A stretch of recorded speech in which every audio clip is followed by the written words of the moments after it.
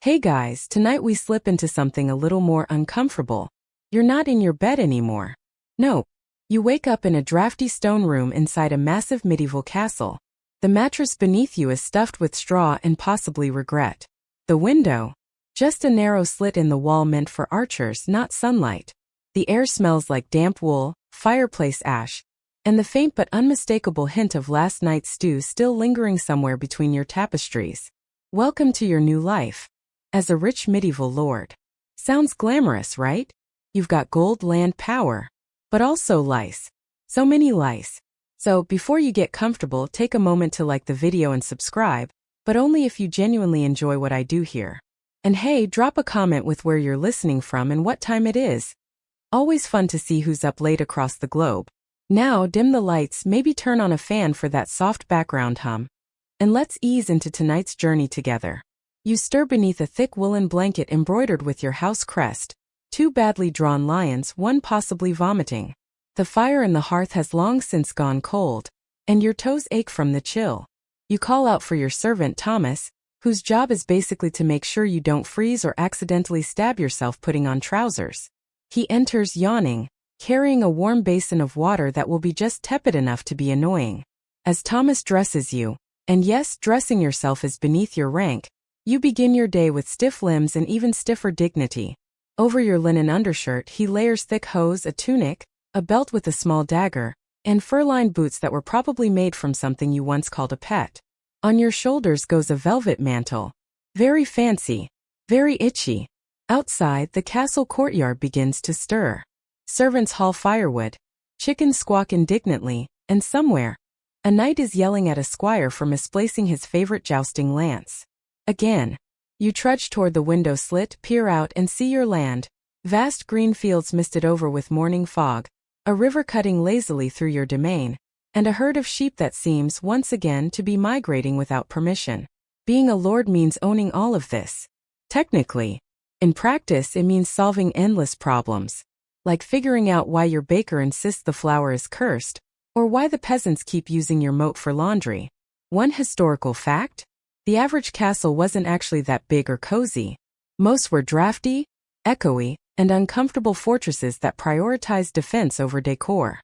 Even as a wealthy noble, you spent your days surrounded by stone, smoke, and the unsettling certainty that something was crawling in your hair. Your chamber is decorated, if you can call it that, with tapestries that depict biblical scenes, hunting parties, and probably some nudity that had to be covered up when the bishop visits. There's a large chest holding scrolls, contracts, and letters sealed with wax you haven't bothered to read. Bureaucracy medieval style. You step into the great hall where breakfast awaits. It's not pancakes and coffee. It's stale bread, a hunk of hard cheese, maybe some dried figs if you're lucky. Wine is totally acceptable at breakfast.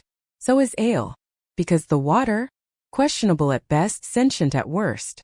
One fringe fact? Medieval lords sometimes used trenchers, stale, thick slabs of bread, as plates. At the end of the meal they either gave them to the poor or their dogs. Or sometimes both. You're not sure which one is more insulted. Your steward, Lord Reynard, approaches with today's problems. A knight wants a bigger tower room. The blacksmith's apprentice has been caught practicing necromancy, or possibly just reading. And someone apparently stole a pig from the monastery. You sigh. Deeply. You may be powerful, but you're also basically middle management with a crown. Historians still argue whether lords like you had much actual day-to-day power, or whether the real muscle came from the church and regional kings. You like to believe you're important, but that monk last week definitely ignored your dinner invite. So maybe not. You walk past a tapestry showing your great-grandfather slaying a boar, which is ironic, considering the wild pigs have taken over your orchard again. As you descend the stone stairs to the lower courtyard, the smells intensify. Animals, smoke, unwashed people, and the kind of stew that seems to have no expiration date or known ingredients. A few peasants bow as you pass, and you nod solemnly, trying not to sneeze. You're not heartless, you just have allergies, possibly to your own fur cloak. You pause for a moment, breathe in the chilly air and remember. You're rich, powerful, feared. But you're also very, very itchy, slightly constipated, and wearing a wool tunic that smells faintly of goat. And this is only the beginning of your day. You're halfway through your stale bread when the steward drops yet another dilemma on your already full metaphorical plate. Something about boundary disputes between your tenants and the neighboring manor. Apparently, someone moved a fence. Again. You sigh, tearing off a hunk of hard cheese with your teeth like a slightly wealthier barbarian. The cheese bites back. You're summoned to the solar. A cozy-ish chamber used for private discussions, letters, and pretending you have work to do. It's got slightly better tapestries, a small writing desk, and a surprisingly comfortable chair made from old shipwood and gilt. Here you review parchments brought in by your scribes. Most of them are barely literate, but at least they know how to spell tax. You're reminded again how weirdly important handwriting is in this time. No one can read, but they sure love fancy squiggles. One document details a marriage proposal between your daughter and the son of Lord Bucklesworth, whose name sounds like a sneeze and whose estate smells like fermented turnips. You take a moment to think because marriage isn't about love, it's about land and alliances, and trying not to get invaded by the guy 3 castles over who still hasn't forgiven you for accidentally hunting on his land last winter. Outside the window you hear the clanging of metal. Your blacksmiths are already at it. You make a mental note to check on their work. A lord must inspect his forges, or at least walk by them with a knowing nod. One mainstream fact here. Medieval lords like you often held court in the morning hours to settle disputes, grant favors, and listen to a truly painful number of petitions. The line of locals waiting to see you can stretch through the entire Lower Bailey. It's a bit like running a DMV, only with more mud and fewer forms.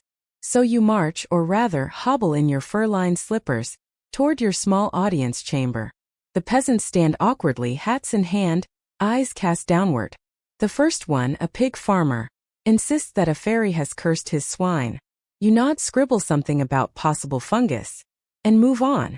The next woman reports a haunted well. You scribble possible fungus again. Being a lord means you have to pretend you know everything. Law, medicine, agriculture, plumbing, and apparently supernatural pest control.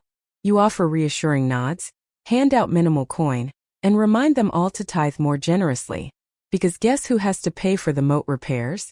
That's right. You do. By midday, you're done pretending to be useful.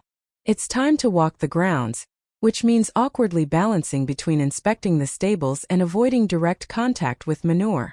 You pass the training yard where your knights spar. One clangs his helmet off a post and falls over. Another bows dramatically, trying to impress you. You clap once, encouraging but not too enthusiastic. They'll dine on that gesture for a week. Fringe detail for you. Many lords in the high Middle Ages maintain falcons, and you're no exception. Yours is named Beatrice, and she hates everyone except you. She's perched like a judge on your arm as you tour the falconry muse, glaring at your squires as if she senses their impure thoughts. Historians still argue whether falconry was more of a status symbol or an actual hunting strategy. Either way, Beatrice once brought you a squirrel and you praised her like she'd just slain a dragon. Next, you head to the kitchens, not to cook, heavens no, but to sneak a honeyed fig or two before lunch. The kitchen is chaos. Shouting cooks, bubbling cauldrons, sacks of onions everywhere. You avoid eye contact with the head cook, who once nearly impaled a page boy with a ladle. That boy still flinches when he hears clanging pots. Lunch is served in the great hall. Trenchers again with slightly less stale bread, thick pottage, and a suspiciously chewy meat. Possibly duck. Possibly not. You sip wine to forget. Beatrice screeches from her perch overhead, causing a goblet to spill. The jester pretends it's part of the show. You make a mental note to maybe feed him to Beatrice later. A bard strums a lute in the corner, singing an off-key ballad about your grandfather's heroic escape from a tax audit. You suppress a snort. After the meal, it's time for noble duties, which is a phrase that mostly means sitting in meetings you can barely follow. The bishop visits to remind you the church wants more land. The reeve explains your grain stores are dangerously low. You nod, feign interest, and doodle a sword-fighting snail on the edge of a parchment. As the afternoon wears on, you hold a private meeting with your castellan, who informs you that the Masons Guild is threatening to strike unless you pay them with actual coin instead of free bread and moral satisfaction. You remind him that bread is satisfying. He is not amused. Later, you retire to the chapel for some quiet. It's dark, cool, and smells faintly of incense and old wood. You light a candle and mutter a prayer. Not for salvation, but that the bishop doesn't ask you for another donation this week. Your steward finds you there and informs you that the boar infestation has returned. Again, you're beginning to suspect the pigs are organizing. As dusk begins to fall, torches are lit along the battlements. You stroll to the parapet and look out at your lands. They stretch as far as the eye can see, at least until Lord Bucklesworth is forest. The light fades and everything turns a soft bluish gray. It's almost peaceful. Almost. But you know what comes next. Banquet preparations. And the bard has written a new song. The hall is buzzing. Again. Candles flicker like tiny conspirators, casting strange shadows on the walls as your servants rush about, laying out trenchers, flagons of mead, and platters of steaming food.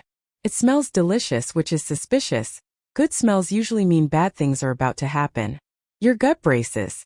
Tonight's banquet is supposed to celebrate your cousin's wedding to a minor noble's daughter from a damp part of the north. You can't remember her name. Probably something flowery. Everyone here smells faintly of rosewater and damp wool. It's like feasting in a perfumed sheepfold. You enter with a theatrical swish of your cloak, because pageantry matters. A hush falls briefly. Everyone rises. You nod graciously like a man who hasn't just tripped over a dog on the stairs 5 minutes ago. Your throne-like chair, complete with lion carvings and a suspicious stain you've chosen to ignore, awaits at the end of the long oak table. You sit and the music begins, pipes, drums, and a lute that seems to be missing 3 strings. The bard gives you a confident wink. You're immediately filled with dread. Now, in reality, medieval banquets weren't as constant or extravagant as we love to imagine. Most days you'd be gnawing barley bread in relative peace. But when the nobles get together, oh boy, they expect fireworks. Or at least a roasted peacock with feathers reattached for flair. Tonight's menu includes roasted venison, boiled eels, don't ask, pigeon pie, and something your cook swears is a delicacy involving almond milk and fermented fish paste. You stick with the venison. A servant offers wine. You accept, of course.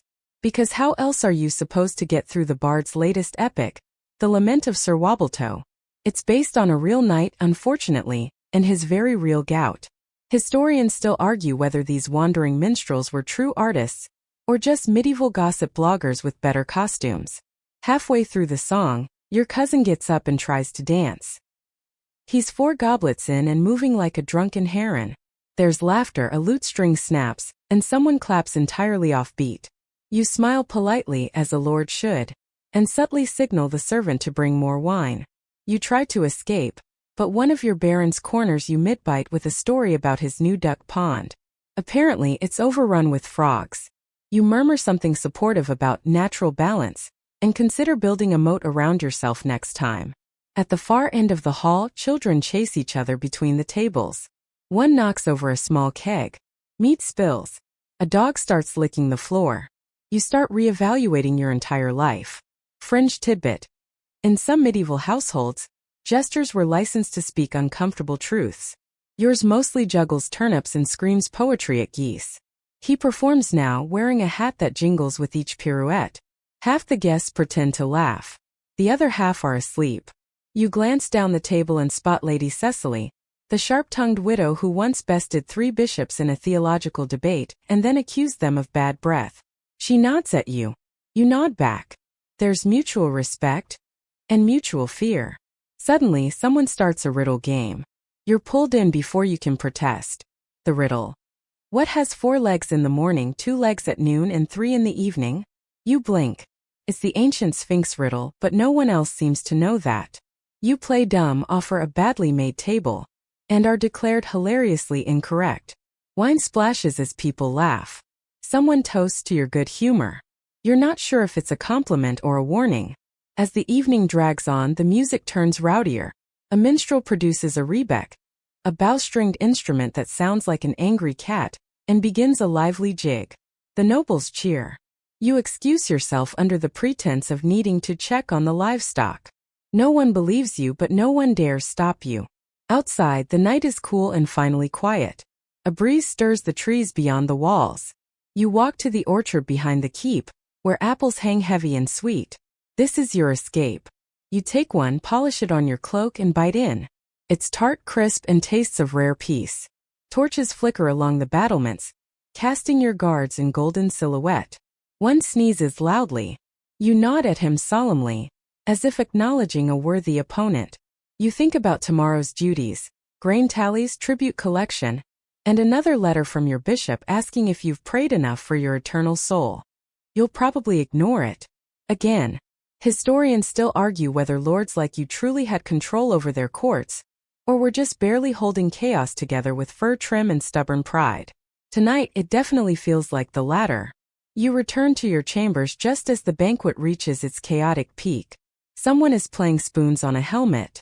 Someone else is under the table, yelling about destiny. You slip away unnoticed. Your bedchamber is mercifully warm, thanks to a fire lit by your valet. The rushes on the floor have been changed. There's lavender in the corner to keep the rats from nesting in your boots. You take a deep breath. The chaos is behind you. For now. You collapse onto your bed, which is filled with enough straw to qualify as a thatched roof. You stare up at the wooden beams, listening to the muffled sounds of celebration below. You survived another noble feast. Barely. And in the morning, you're expected to host a hunt. Lucky you. The horns blare before dawn. Naturally. Because nothing says power and prestige quite like dragging yourself out of a warm bed to chase terrified animals through a damp forest. You groan, toss aside the wool blankets, and immediately regret everything. The floor is cold. The air is colder. Your bones make a sound like someone stepping on a sack of dry breadsticks. Still, appearances must be kept. A lord who doesn't hunt is basically a merchant with a hat. Your squires bustle in with your gear, boots stiff with last week's mud, a tunic stiff with last week's sweat, and your trusty old bow that you're fairly sure was once used as firewood and then reassembled out of guilt. You dress slowly, theatrically, like someone trying to convince the heavens they should postpone the entire morning. Outside, the courtyard teems with action. Horses are being saddled. Hounds are barking their heads off. Pages run in every direction, arms full of gear they'll probably misplace. There's something mildly apocalyptic about how chaotic it all is, considering this is supposed to be a leisure activity. You mount your horse, a massive creature named Buttercup who has two modes: grudging obedience and outright rebellion. Today she seems cooperative. You mutter a quiet thank you under your breath. She snorts in response. Mainstream historical fact. Medieval hunts weren't just for meat. They were a crucial part of courtly culture. They reinforced social bonds, showcased status, and allowed you to yell at people without technically breaking any rules. The forest, in a way, was your mobile throne room. The hunting party sets off, horns blaring again as if someone has won a tournament. You ride at the front, surrounded by your retinue, less for protection, more for the sheer performance of it. Behind you are your knights, some lesser nobles hoping to curry favor, and a single extremely eager poet who insists on recording every moment. You make a mental note to have him accidentally left behind at some point. The forest looms ahead, tall, shadowed, filled with mist and birdsong. It's beautiful, yes, but also the kind of place where a wild boar could absolutely eviscerate a man before breakfast. You've heard it described as God's cathedral.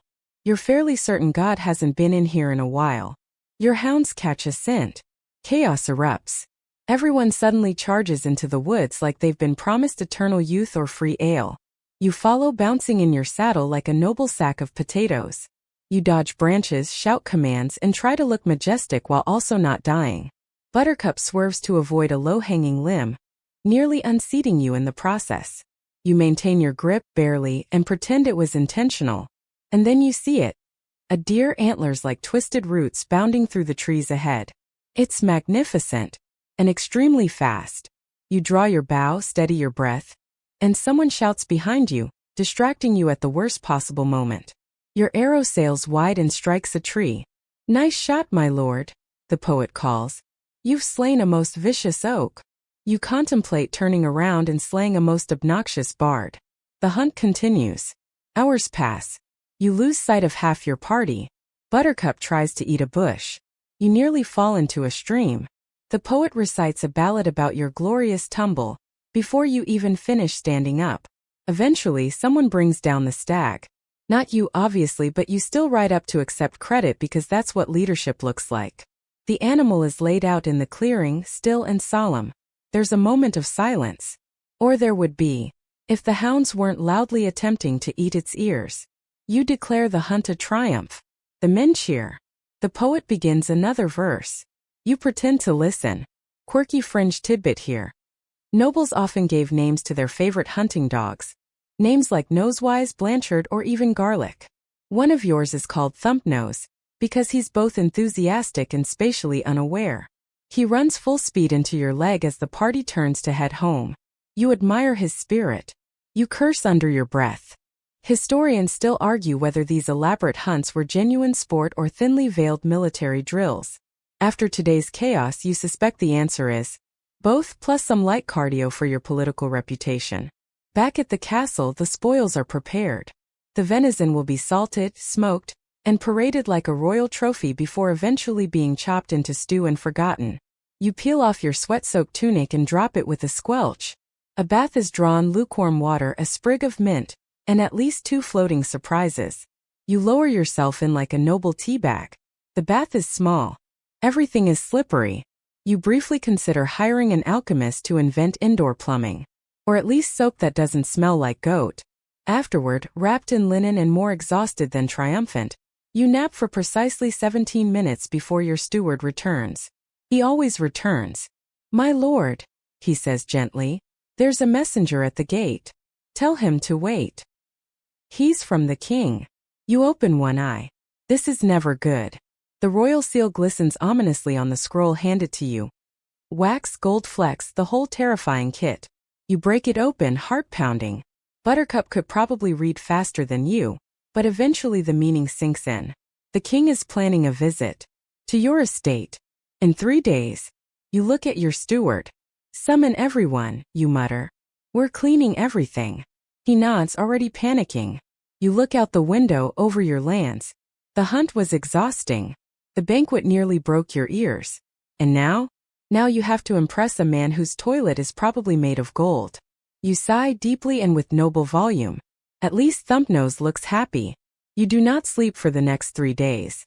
Well, technically you do sleep. Your eyes close for brief moments while standing upright, or during long silences where people expect you to give orders and you pretend you're thinking deeply.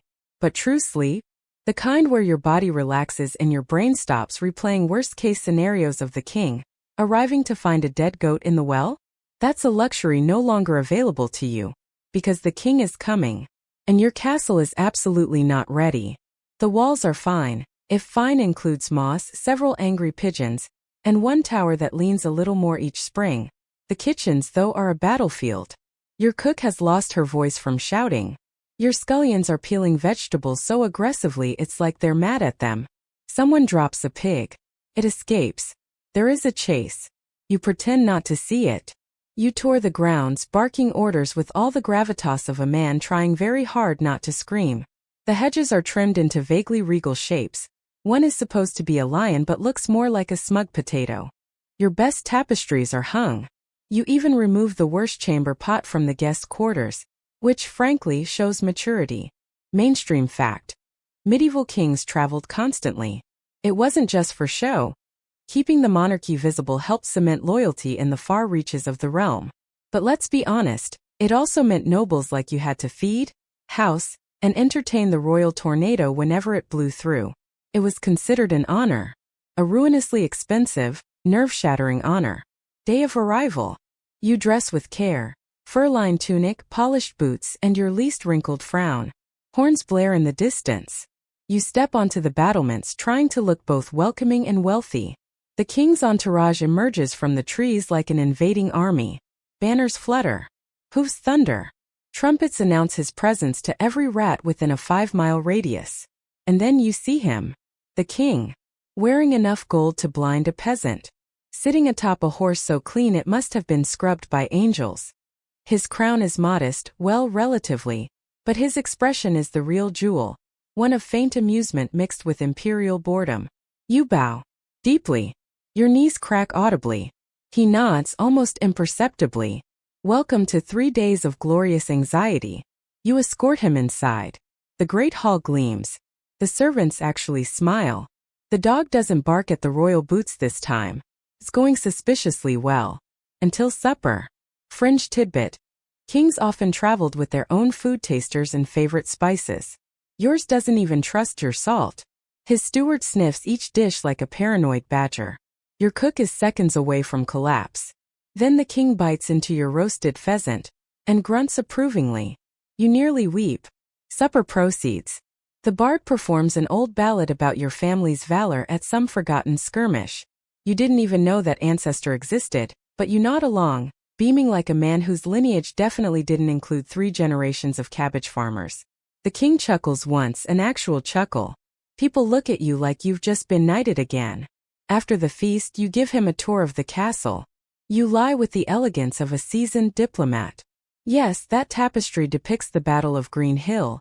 Oh yes, I commissioned it myself. You found it in your aunt's attic. This tower offers the best view of the valley. Also the best view of your collapsing sheep pen. And this chamber, of course, is reserved for only the most esteemed guests. You've slept in it twice and woke up sneezing both times. You reach the end of the tour without incident. You exhale. Then the king wants to walk the village. You nod again, smiling like this is a joy and not a logistical nightmare. The villagers are warned. No shouting, no chickens, no suspicious activities. They line the muddy streets awkwardly, bowing too much or not enough. The king strolls through, making vague comments about crop yield and architecture. You nod at everything. Someone hands him a pie. You nearly faint. Historians still argue whether royal visits genuinely brought prosperity, or just terrified everyone into temporary obedience. From your vantage point, the answer is a lot of terror and a few pies. Night falls. There's another feast. This time the wine flows faster and the king seems, dare you say it, relaxed. He tells a story about a bishop who got drunk and fell into a pond. People roar with laughter. You laugh too, perhaps a bit too loud. Then he leans toward you. You've done well, Lord, insert your name here. He says, voice low. You nod, heart thumping like a frightened squirrel. I may call on you again. Your smile twitches. I would be honored, you manage to say. He retires for the evening. You slump into the nearest chair, utterly boneless. The bard is asleep in the corner. The dog is under the table. The fire crackles. You stare into it like a man who has seen battle and lived. And tomorrow, the king leaves. You will celebrate with a nap so long your ancestors will feel it. But for now you're still upright. You're still standing. You hosted royalty and nothing caught fire. You win. Morning comes with a kind of fragile stillness that feels almost like peace. Until you realize it's not peace at all. It's the eerie calm that always comes just before departure, and the possible discovery of whatever's gone missing, broken, or mysteriously dead during a royal visit.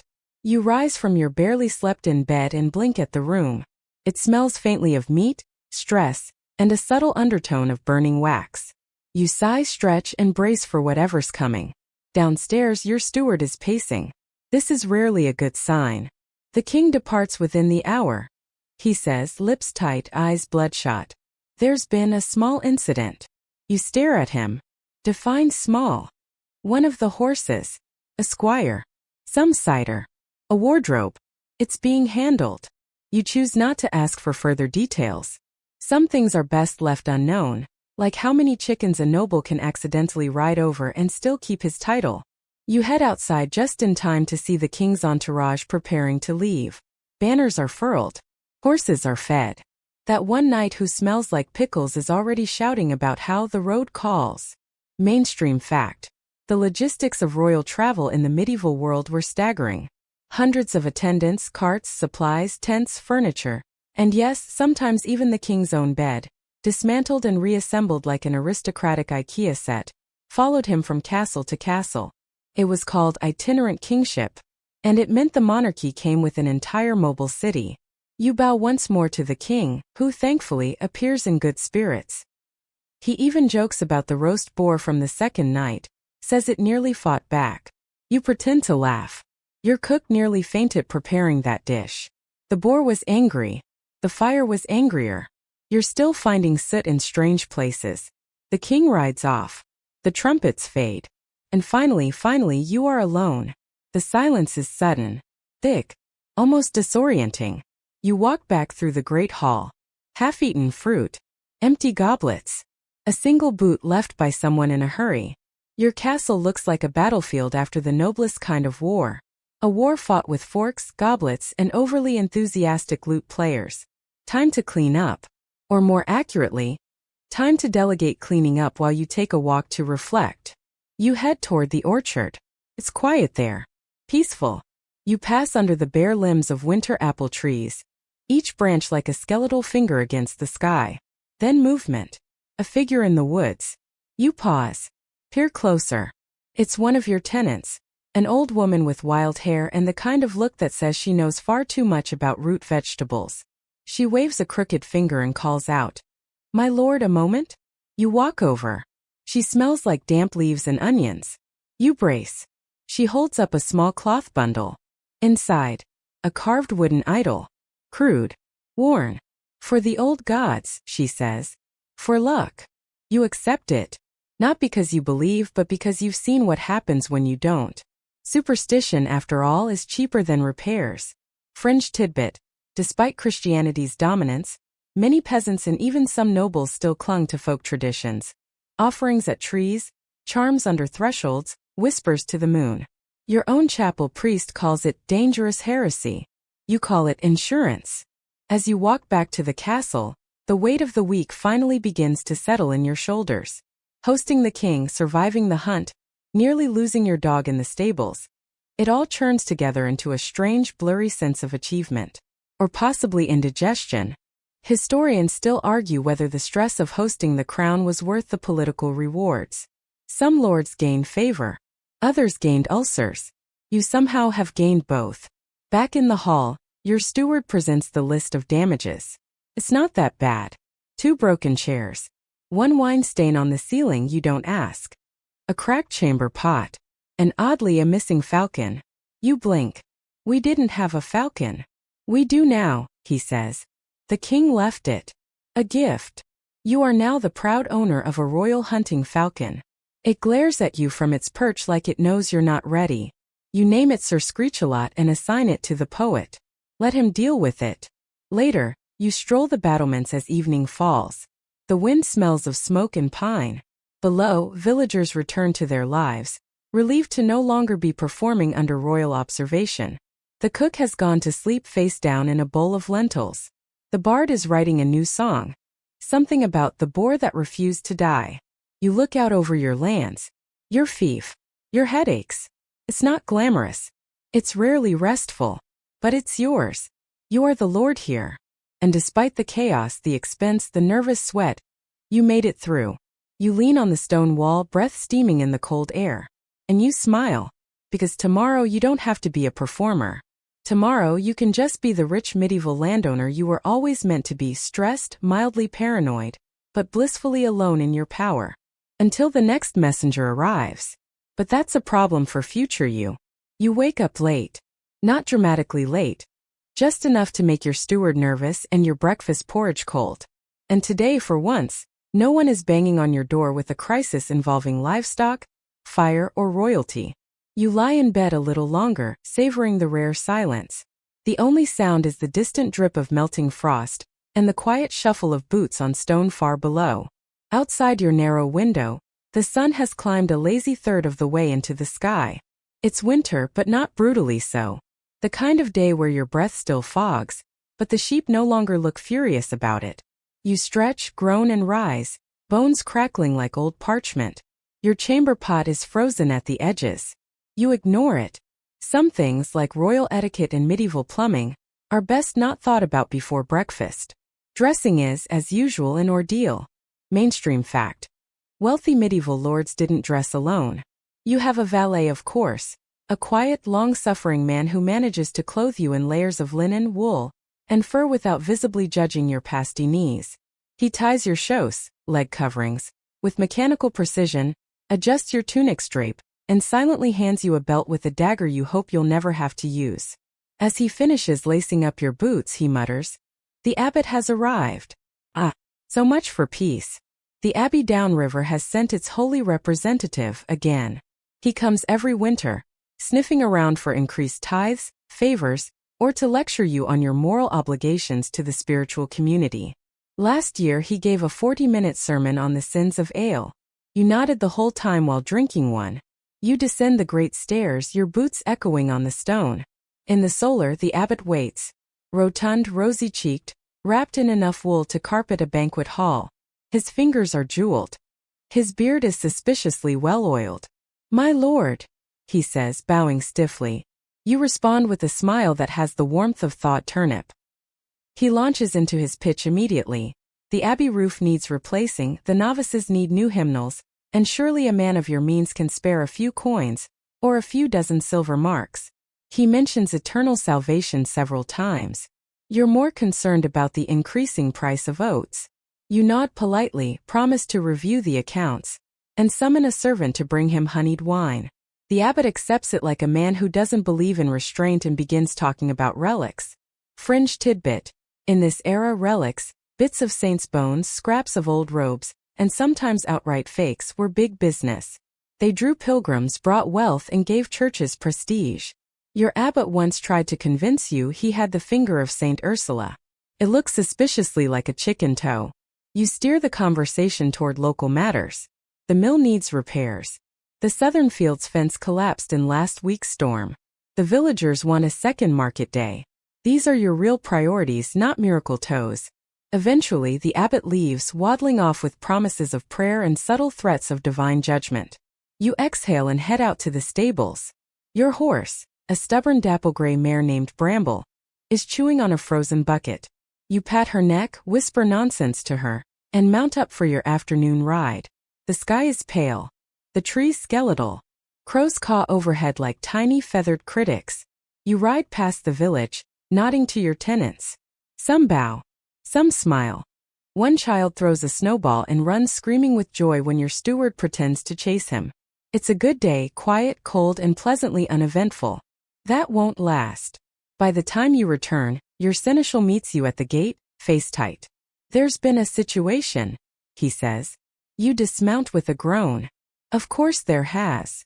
Apparently, two neighboring lords are squabbling over hunting rights in the forest that borders your lands. One has sent you a letter demanding you intervene as a man of reason and honor. The other sent a bottle of wine and a note that simply reads, "He's a twit." Historians still argue whether medieval lords genuinely believed in codes of chivalry, or merely wielded them like fashionable excuses for chaos. You suspect it was mostly the latter. You retreat to your study, which is really just a small tower room with a fireplace, a heavy desk, and exactly 2 comfortable chairs. You uncork the wine and write 2 responses. A letter to the twit requesting he not shoot anything larger than a rabbit until the snow melts. A note to the more dramatic lord suggesting arbitration and mutual stew-sharing. Then you spend 10 glorious minutes staring at the fire, doing nothing at all.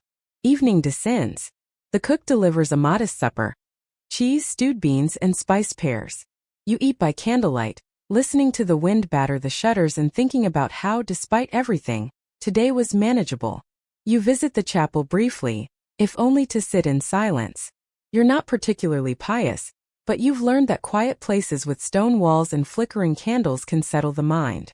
You nod at the priest, kneel for a moment of vague reverence, and leave before he starts talking about lepers again. That night in bed you stare at the wooden ceiling. You think of the abbot's ridiculous ring, of Bramble's breath misting in the cold air, of the way the snow crunched under your boots this morning. And you wonder, not unhappily, what minor disaster tomorrow will bring. Dawn arrives wearing a robe of mist and the scent of something burning, probably bread, possibly hair. You sit up slowly, feeling the familiar stiffness in your shoulders, and the less familiar sensation of having drooled onto your fur-lined pillow. Regal. Outside, the castle is beginning to stir. Sparrows chirp in the rafters. A pig snorts from the direction of the inner courtyard. Somewhere below, a servant is shouting at another servant about the proper way to scrub a flagstone. The answer, of course, is quietly. You throw on your cloak and shuffle toward the great hall, boots half-laced. The fire hasn't been stoked yet, and the chill sinks into your bones like a judgment from above. It's market day in the village, which means 2 things. Your steward will be cranky, and your tenants will attempt to sell you some truly questionable goods. Mainstream fact. Many medieval lords, especially those with nearby market towns, made a tidy sum by charging stall fees, gate tolls, or protection taxes. Your ancestors probably called it economics. You privately call it legalized begging with a velvet glove. You step into the courtyard just as the gates creak open for the morning influx. Villagers stream in with baskets, carts, and hopes. The air quickly fills with smells: smoke, sheep, onions, and a slightly alarming note of something pickled. Your steward hands you a short scroll with today's vendors. Highlights include a man claiming his goose lays eggs shaped like saints, a boy with 3 identical magic pebbles, a woman selling a tonic that definitely cured her aunt's plague. You nod solemnly, then immediately head for the food stalls. There's a pie vendor who owes you a favor. He gives you one that smells like meat, pastry, and mild regret. You take a bite. It's edible. Probably. Your lordship, a voice cries. You turn to see a local tanner waving a leather bundle. For your new falcon. Ah yes, Sir Screech-a-lot. You'd almost forgotten. Almost. You accept the falcon hood, thank him, and pretend you know how to use it. The falcon has already claimed a windowsill in your solar and treats all visitors as potential prey. The poet, who once tried to feed it ham, still walks with a limp. As you stroll the market, you notice something odd. The blacksmith and the miller arguing in low, urgent tones. That's rarely a good combination. You approach. Turns out they're fighting over a woman. Or a pig. Possibly both. The details are muddy and the story involves a love letter, a misplaced blanket, and an insult about someone's baking. You promise to hear both sides later, and assign them to separate ends of the square. You, after all, are not just a landowner. You are judge, jury, and reluctant relationship counselor. Fringe tidbit. In many medieval communities, lords were the first and final legal authority. Justice was a local affair. You'd hear disputes, issue fines, or assign punishments like muck digging or being pelted with dried turnips. One record even mentions a man sentenced to listen to his mother-in-law recite psalms. Brutal. By midday, your castle courtyard looks like a tapestry of chaos. Children chase each other between carts. A goat has climbed onto the roof of the smithy. The cook is trying to buy saffron without anyone noticing how much it costs. You retreat to a raised wooden platform where you sit like some grumpy, fur-wrapped deity and pretend to supervise. A bard is singing a song about your recent boar hunting exploits. It includes several exaggerations and a completely fictional romantic subplot. You allow it. It makes you sound taller. Then a messenger arrives. Because of course he does. He's wind-chapped, horse-sweaty, and clearly terrified. You take the scroll he presents, unroll it, and read. To Lord. Insert your name here. Greetings. I write to inform you that my son, newly knighted, shall be traveling through your lands within the week. He travels with companions, dogs, and a certain fondness for hawking. I trust your hospitality, as always, shall be generous. Sir Waldegrave of Northfen. You fold the scroll slowly. Historians still argue whether noble hospitality was freely given or demanded at sword point. You argue it was the medieval version of a surprise inspection mixed with Airbnb, minus the cleaning fee. You mutter something unprintable, then turn to your steward. Start baking. He blinks. Now. Yes. The young lordling arrives soon. And if he's anything like his father, he'll eat us out of castle and stockpile. By dusk the market winds down. The pie vendor packs up. The boy with the magic pebbles now has only one left, and claims it grants eternal youth. You smile and wave him off. As you return inside, your steward tallies the earnings. Not bad. A dozen silver, 2 cured hams, a rare bolt of blue cloth, and a live chicken of unknown origin that now refuses to leave your great hall. You settle into your carved chair by the hearth, the fire crackling and throwing shadows on the walls. The falcon blinks at you from its perch. Somewhere the bard starts up another tune. This one slower, softer. The castle feels alive, not because of wealth or power, but because of noise, movement, and the strange comfort of known chaos. These are your people, your problems, your pigs on roofs. Tomorrow the young noble arrives. But tonight, you have your hearth, your pie, and the quiet hum of a place just barely holding itself together. And you wouldn't have it any other way. By morning, your castle is scrubbing itself into a frenzy. The kitchen is producing terrifying amounts of bread. The steward is barking at servants like a man possessed. And somewhere, a scullery boy is polishing a doorknob that no guest has touched in 5 years. You're standing in your solar, still half-dressed, as your valet tries to convince you that the crimson tunic says nobility. It also says, itchy death by embroidery. You opt for a simpler wool one, lined with fur and free of aggressive floral motifs. Fashion can wait. Comfort cannot. The cause of all this excitement, of course, is Lord Waldegrave's son. Young, entitled, and rumored to own more hawks than thoughts. He's due to arrive before noon with his companions, a small hunting party, which you know from experience means no fewer than 20 people, 6 dogs, and 1 minstrel who thinks he's hilarious. Mainstream fact. Hospitality was not optional among nobles. Turning away a guest, especially the child of a powerful ally or rival, was a political insult. So you're about to feed, house, and babysit a traveling circus of medieval adolescents. And just as your cook begins muttering prayers to St. Lawrence, patron saint of cooks and, incidentally, roasters, you hear the trumpet. They're here. The gates open with ceremony. Flags flutter. Hoofs clatter. And in rides young Lord Waldegrave, slim, smirking, and dressed like he fell into a velvet tapestry. Behind him, 3 other nobles, 2 squires, a page, a half-dozen servants, a falconer, and a very large dog that looks more wolf than pet. You go down to greet them, hoping your face says dignified welcome, and not mild digestive regret. My lord, the young noble exclaims. What a delight! You clasp hands, exchange greetings, and immediately endure a half-hour of exaggerated tales about almost spearing a stag, nearly drowning while hunting otters, and possibly seeing a unicorn. You nod solemnly. You've heard worse. Your bard once swore he dueled a ghost over a cheese wheel. As the guests are shown to their chambers, your good tapestries are already up. Thank you very much. You supervise the kitchen.